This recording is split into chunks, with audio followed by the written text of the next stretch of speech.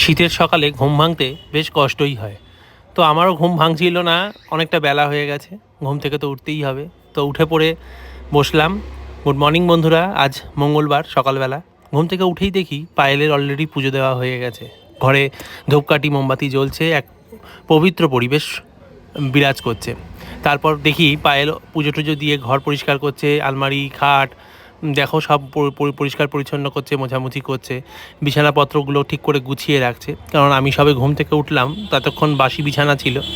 তো আমার ওঠার পর ও বালিশ বিছানাগুলোকে সব সাজিয়ে সাজিয়ে পাট করে সুন্দর করে গুছিয়ে রাখছে। তারপরে সকালবেলা দোকানে আসবো বলে আমি টিফিন করতে বসে গেল।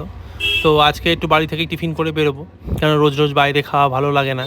তো ওই জন্য সময় ছিল বলে আজকে ও একটু তরকারি পাতি করে আমাকে খেতে দেবে বলে আয়োজন করতে লাগলো। একটু আলু কেটে নিল, ও আলুর তরকারি করবে বলল, এবং আলুগুলোকে কেটে কড়াইতে দিয়ে বেশ নাড়াচাড়া করতে লাগলো এবং তেল লঙ্কা এসব দিয়ে রান্না শুরু করে দিল।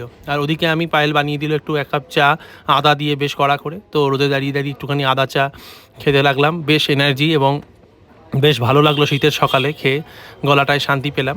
এদিকে তরকারি ফুটতে শুরু করে দিয়েছে, আর পায়েল আটা মেখে রুটিও শুরু করে দিয়েছে করা।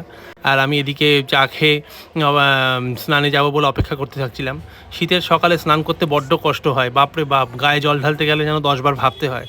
ওদিকে রুটি প্রায় হয়েই এসছে, ফুলকো ফুলকো রুটি।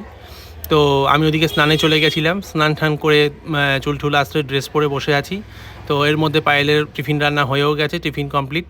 তো রুটি আর তরকারি, আলুর তরকারি করে নিয়ে আমার সামনে হাজির হলো। এটা খেয়ে আমরা এখন দোকানে যাব। তো আমরা ঝটপট করে টিফিন করে নিই, এরপরে দোকানে যাব। তো তারপরে দেখা হচ্ছে বন্ধুরা, টাটা।